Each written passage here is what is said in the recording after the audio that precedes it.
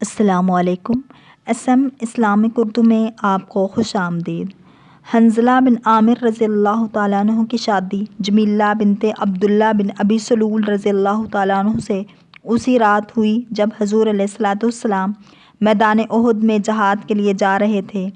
حضرت صلی اللہ علیہ وآلہ وسلم نے فرمایا کہ وہ رات جمیلہ کے ہاں گزاریں۔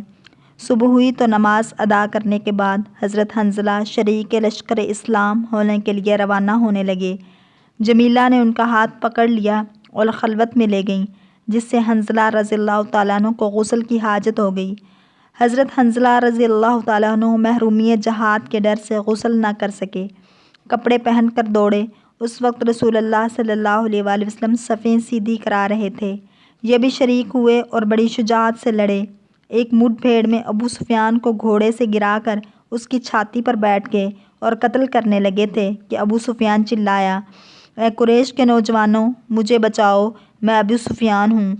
انہوں نے اسے نجات دلائی۔ بعد ازاں حنزلہ رضی اللہ تعالیٰ عنہ بہت سے مشرکین کو عدم آباد پہنچاتے رہے، حتیٰ کہ خود جام شہادت نوش کیا۔ حضور علیہ السلام جب جنگ سے فارغ ہوئے تو پہاڑ کے دامن کی طرف دیکھا اور صحابہ سے فرمایا، دیکھو وہاں کون ہے؟ ملائکہ آسمان سے چاندی کے کوزے بھر بھر کر لا رہے ہیں اور کسی کو نہلا رہے ہیں۔ حضرت ابو اسید عدی کا بیان ہے، ہم نے وہاں جا کر دیکھا تو حضرت حنزلہ رضی اللہ تعالیٰ عنہ پڑے ہیں اور ان کے بالوں سے پانی کے قطرے ٹپک رہے ہیں۔ میں نے حضرت صلی اللہ علیہ وآلہ وسلم کو اطلاع دی۔ انہوں نے کسی کو جمیلہ کے پاس بھیجا۔ اس نے کہا، جاتے وقت حضرت حنزلہ رضی اللہ تعالیٰ عنہ کو غسل کی حاجت تھی۔ اس کے بعد جمیلہ کے عزیزوں نے پوچھا، تم نے خلوت پر ہمیں کیوں گواہ بنایا تھا؟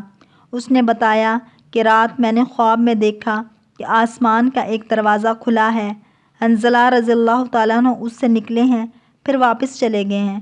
مجھے یقین ہو گیا کہ ان کی شہادت قریب ہے۔ میں چاہتی تھی کہ اس کی یہاں آمد پر لوگوں کو گواہ بنا لوں۔ اگر آپ کو ہماری ویڈیو پسند آئے تو لائک، شیئر اور سبسکرائب ضرور کریں تاکہ ایسی اسلامک ویڈیوز آپ تک پہنچتی